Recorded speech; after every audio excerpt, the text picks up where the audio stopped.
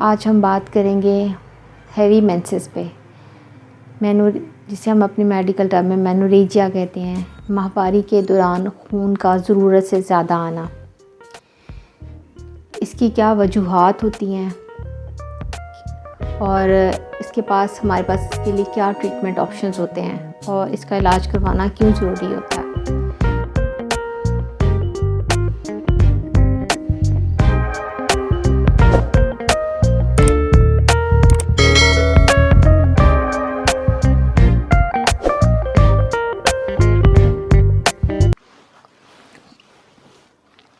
बिस्मिल्लाहिर्रहमानिर्रहीम। अस्सलाम वालेकुम। मैं doctor Rabia Naeem, consultant gynaecologist and infertility specialist. आज हम बात करेंगे हैवी मेंसेस पे। जिसे हम अपनी मेडिकल टर्म में मेनोरेजिया कहते हैं। माहवारी के दौरान खून का ज़रूरत से ज़्यादा आना। इसकी क्या वजूहात होती हैं और हमारे पास इसके लिए क्या ट्रीटमेंट ऑप्शंस होते हैं और इसका इलाज करवाना क्यों ज़रूरी होता है।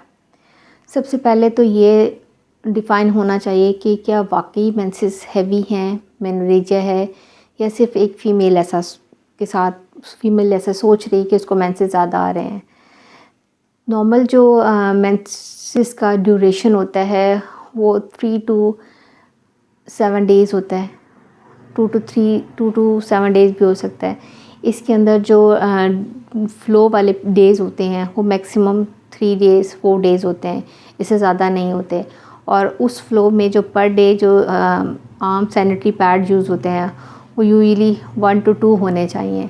लेकिन अगर कोई फ़ीमेल पर डे में 4 to 5 सैनिटरी पैड यूज़ कर रही है, या उसको ब्लीडिंग के साथ क्लॉट्स की हिस्ट्री है कि जो ब्लड है वो जम के आ रहा है, या अगर उसको मेजर कर सकते हैं तो उसके पर डे उसको more than 80 ml blood loss हो रहा है, और जो उसका ब्लीडिंग का ड्यूरेशन है वो मोर देन 5 डेज़ के 5 डेज़ तक मुसलसल उसको एक फ़्लो के साथ मुसलसल ब्लीडिंग हो रही है, तो फिर कहते हैं कि या फिर डायग्नोज़ किया जाता है कि इस पेशेंट को वाकई मेंसेस ज़्यादा आ रहे हैं या मेनोरेजिया हो रहा है।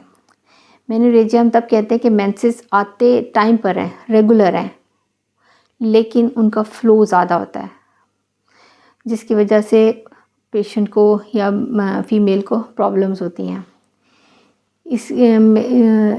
जो मेनोरेजिया होता है इसका ट्रीटमेंट ज़रूर करवाना चाहिए, क्योंकि ये ना सिर्फ फ़ीमेल की डेली रूटीन एक्टिविटी को डिस्टर्ब करता है बल्कि उसकी जनरल हेल्थ को भी बहुत डिस्टर्ब करता है, क्योंकि मुसलसल ब्लीडिंग या हर महीने इतनी हैवी ब्लीडिंग होने की वजह से उसके अंदर खून की कमी हो जाती है, मस्कुलर वीकनेस हो जाती है, और खून की कमी की वजह से और बहुत से प्रॉब्लम्स होते हैं जो उसकी बॉडी में डेवलप हो जाते हैं। इसलिए इसको देखना ज़रूरी होता है कि उसको ये प्रॉब्लम क्यों हो रही है, क्या प्रॉब्लम है जिसकी वजह से उसको मेंसेस हैवी हो रहे हैं। क्योंकि माहवारी का ज़्यादा आना खुद एक बीमारी नहीं होती, बल्कि ये हमें एक साइन देता है या एक अलार्म होता है फ़ीमेल के लिए कि उसके अंदर कोई पैथोलॉजी चल रही है, उसको ज़रूर देखना चाहिए। अब है कि वजह क्या है, इसकी मुख्तलिफ़ वजह हो सकती हैं, क्योंकि जो मेंस्ट्रुअल ब्लीडिंग होती है ये आ रही होती है जो बच्चेदानी के सबसे अंदर की तह होती है, जिसे हम कहते हैं एंडोमेट्रियम, वहाँ से ये ब्लीडिंग हो रही होती है। या तो कोई ऐसी वजह हो गई है कि उसकी जो एंडोमेट्रियम है उसके अंदर खून की सप्लाई बढ़ गई है, जिसकी वजह से ज़्यादा खून ज़ाया हो रहा है। या ऐसा है कि उसकी जो एंडोमेट्रियम है उसकी सरफेस एरिया बढ़ गया है, जिस वजह से ब्लीडिंग ज़्यादा हो रही है। या होता है कि जो यूट्रस है वो ऑन द होल बल्कि हो गई है, जिसकी वजह से फिर उस एंडोमेट्रियम का सरफेस एरिया ज़्यादा हो गया है, तो ब्लीडिंग ज़्यादा हो रही है। जो सबसे पहली रीज़न है कि वो कौन सी कंडीशन होती हैं जिसके अंदर यूट्रस की जो वेस्कुलैरिटी होती है या ब्लड सप्लाई है वो ज़रूरत से ज़्यादा बढ़ जाती है। इसमें जो सबसे ज़्यादा है कॉमन रीज़न होती है वो है इन्फेक्शन, पेल्विक इन्फ्लेमेटरी डिजीज़। जितनी भी पेल्विक इन्फ्लेमेटरी डिजीज़ होती हैं या जिसम पर कहीं भी इन्फेक्शन होता है, जैसे यूट्रस में इन्फेक्शन हो गया तो ऑब्वियसली वहाँ पे ब्लड सप्लाई बढ़ जाती है। ब्लड सप्लाई बढ़ने की वजह से मेंसेस के दौरान ब्लड लॉस ज़्यादा होता है। दूसरा है कि वेस्कुलैरिटी ज़्यादा हो गया या सरफेस एरिया ज़्यादा हो गया। सरफेस एरिया ज़्यादा क्यों हो रहा है, या तो उसके अंदर कोई मैस है, जैसे फाइब्राइड हो गया है, पॉलिप हो गया, एडिनोमायोसिस होती है, एंडोमेट्रियोसिस होती है। ये वो तमाम डिजीज़ होती हैं जिसके अंदर जो ब्लीडिंग का सरफेस एरिया होता है या ब्लीडिंग वाली जो एंडोमेट्रियम होती है उसका सरफेस एरिया बढ़ने की वजह से ब्लीडिंग ज़्यादा हो रही होती है। या बाज़ माँ को कोई ब्लड डिज़ीज़ हो गई है, कोagulation डिज़ीज़ हो गई है, जैसे हमारे पास आते हैं ITP हो गया है, कोagulation डिसऑर्डर्स हो गई हैं, जिससे ब्लड में जो क्लॉट होने की सलाहियत होती है या ब्लड के अंदर जो जमने की सलाहियत होती है वो कम हो जाती है और जिसकी वजह से मेंसेस के दौरान नॉर्मल से ज़्यादा ब्लड फ्लो होता है। इसके अलावा उस फीमेल ने कोई डिवाइस अंदर रखवाई हुई है, जैसे कॉपर टी हो गई या आयुष, जो कि मुसलसल एक सोर्स ऑफ इन्फेक्शन या सोर्स ऑफ इरिटेशन होती है एंडोमेट्रियम के लिए, जिसकी वजह से वहाँ पे ब्लड सप्लाई बढ़ जाती है और ब्लड लॉस ज़्यादा होता है। ये सब कंडीशन है जिसमें मेंसेस के दौरान खून ज़्यादा ज़ाया होता है या खून का लॉस ज़्यादा होता है। अब है कि हमारे पास अब इसमें कौन कौन सी इन्वेस्टिगेशन हमने करवानी होती है। सबसे पहले हमने उसका कंप्लीट ब्लड काउंट करवाना होता है, जो हमें इन्फेक्शन को रूल आउट कर देता है। उसके अंदर माँ के अंदर फ़ीमेल के अंदर खून की कमी हो रही है या नहीं हो रही है, जिसके अंदर मेंसेस का प्रॉब्लम हो रहा होता है। इसके अलावा उसका पेल्विक डिटेल अल्ट्रासाउंड होता है, जिसके अंदर कोई यूट्राइन पैथोलॉजी, जैसे यूट्रस के अंदर फाइब्राइड है, पॉलिप है, एडिनोमायोसिस है, या कोई ऐसी और पैथोलॉजी है, कोई ओवरी के अंदर कोई सिस्ट है या कोई मैस है जिसकी वजह से हार्मोनल चेंजेस हो रही हैं और ब्लीडिंग ज़्यादा हो रही है, तो उसको रूल आउट करने के लिए एक अच्छा अल्ट्रासाउंड पेल्विस का होना चाहिए। और इसके अलावा हम उसका थायराइड स्टेटस या लिवर फंक्शन टेस्ट भी ज़रूर साथ कराते हैं, ताकि कोई हार्मोनल इम्बैलेंस भी बाज़ वक़्त ब्लीडिंग के ज़्यादा होने की वजह बन जाता है। साथ हम उसका कोगुलेशन प्रोवाइड करवाते हैं, जिसका क्लॉटिंग टाइम करवाते हैं, ब्लीडिंग टाइम करवाते हैं, प्लेटलेट काउंट चेक की जाती है। ब्लीडिंग डिसऑर्डर्स को या ब्लड डिजीज़ को रूल आउट करने के लिए ये टेस्ट ज़रूरी होते हैं। अब है इसकी मैनेजमेंट कि अब इसको ट्रीट कैसे किया जाए, जो कि हमारा मोस्ट इम्पॉर्टेंट होता है। ट्रीटमेंट डिपेंड करता है कि उसकी कॉज क्या है।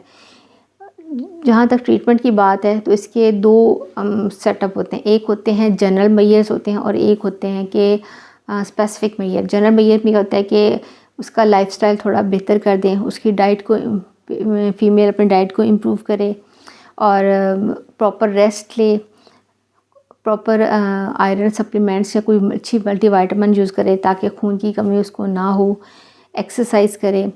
और दूसरा है स्पेसिफिक मेजर्स। स्पेसिफिक मेजर्स में हमारे पास दो ऑप्शन होती हैं। एक होती है जनरल मेडिसिन, वो मेडिसिन होती हैं जो कि इमीडिएट उसकी जो ब्लड लॉस है उसको कम कर देती हैं। इसमें हमारे पास दो कैटेगरीज आती हैं, एक है एनसेड्स और दूसरे एंटी फिब्रिनोलिटिक एजेंट्स होते हैं। एनसेड्स में हमारे पास जैसे मेफेनामिक एसिड है, आइबुप्रोफेन है, इंडोसिड, इन मेडिसिन को हम यूज़ करते हैं। ये तकरीबन 60 to 70% तक उसके जो ब्लड लॉस है उसको कम कर देती हैं।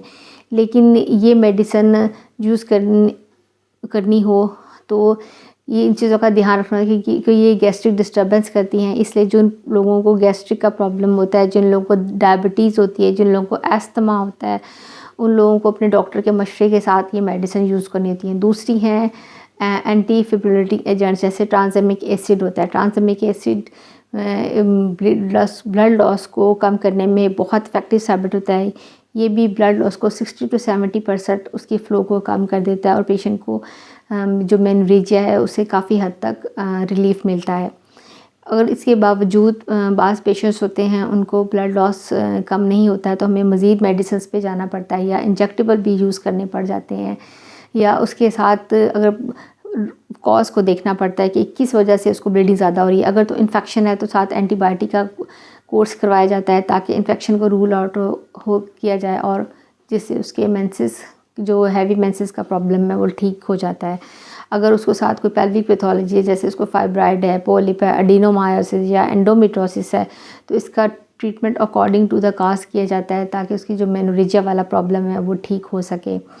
इसके अलावा एक हो रहा है कि अगर उसके अंदर IUCD है तो और वो सोर्स ऑफ उसको मुसलसल एक सोर्स ऑफ इन्फेक्शन है या सोर्स ऑफ इरिटेशन है एंडोमेट्रियम के लिए, तो उसको रिमूव कर दिया जाता है और उसको अदर जो मेथड है कॉन्ट्रासेप्शन उसको एडवाइस किए जाते हैं, बताए जाते हैं और ये बताया जाता है कि आपके लिए ये वाला मेथड सूटेबल नहीं है क्योंकि इस वजह से उसकी ब्लीडिंग ज़्यादा हो रही होती है। इसके अलावा और हमारे पास ऑप्शंस होती हैं कि बाज़ औक़ात होता है कि कोई पैथोलॉजी नहीं होती और अगर मेनोरेजिया है और मुसलसल ब्लीडिंग हो रही है तो हम एक टेस्ट ज़रूर करवाते होते हैं जिसे हम कहते हैं डायग्नोस्टिक डीएनसी, जिसके अंदर हम बच्चेदानी के यूट्रस के एंडोमेट्रियम के कुछ सेल्स लेके उसकी हिस्टोपैथोलॉजी कराई जाती है कि कहीं एंडोमेट्रियल हाइपरप्लेजिया तो नहीं हो रहा, कि एंडोमेट्रियम के सेल्स जो बढ़ तो नहीं रहे या उसमें कोई मेलिग्नेंसी का इशू तो नहीं हो रहा। ये टेस्ट ज़रूर करवाना चाहिए ताकि अगर कोई ऐसी कोई भी चीज़ है ताकि उसको प्रॉपरली अर्ली उसको डिटेक्ट करके उसका ट्रीटमेंट किया जा सके। बाज़ वक़्त होता है कि हमारी इन सब मेजर्स के बावजूद ब्लीडिंग हैवी होती है जो उसकी क्वालिटी ऑफ लाइफ को डिस्टर्ब कर लेती है। तो उसके बाद हम देखते जाते हैं कि जो फ़ीमेल है उसकी एज कितनी है। अगर तो उसकी एज मोर देन 45 है, उसकी फैमिली कंप्लीट है, तो उसके लिए बेटर ऑप्शन होती है तो कि हम उसको 2 ऑप्शंस देते हैं। एक होती है हमारे पास आईयूसीडी होती है जिसे मायरीना कहते हैं। मायरीना इंट्रोड्यूस कर दी जाती है उसकी कैविटी के अंदर। ये एक हार्मोनल कॉन्ट्रासेप्शन होती है जिसकी वजह से एक तो इन्फेक्शन भी कम होता है और ब्लीडिंग भी कम होती है। और बाज़ फीमेल्स को तो 1 साल के अंदर अंदर ब्लीडिंग इतनी कम हो जाती है कि उसको बिल्कुल एमेनोरिया हो जाता है। दूसरी ऑप्शन होती है कि उसको हिस्टेक्टमी की तरफ लाया जाता है कि आप यूट्रस को रिमूव करवा लें। लेकिन अगर ये यंग फीमेल्स में या जिनकी फैमिली कंप्लीट नहीं होती तो उनको कंजर्वेटिवली मैनेज किया जाता है और उनको कहा जाता है कि जल्दी से जल्द अपनी जो फैमिली है उसे कंप्लीट करें, क्योंकि जब प्रेगनेंसी हो जाती है तब भी ब्लीडिंग स्टॉप हो जाती है। जो ब्लड लॉस होने का जो पीरियड्स होता है वो भी कम हो जाता है। और बाकी जनरल मेजर से, अच्छी डाइट से, अच्छी स्लीप से ऑलमोस्ट 70-80% बल्कि मोर देन 90% पेशेंट ठीक हो जाते हैं। अगर मेरी दी इन्फॉर्मेशन अच्छी लगे तो प्लीज़ मेरे चैनल को लाइक करें, शेयर करें और सब्सक्राइब करें। अगर आप चाहते हैं कि कोई बात इस टॉपिक से रिलेटेड आपसे पूछते हैं तो कमेंट्स में मुझसे पूछें। शुक्रिया।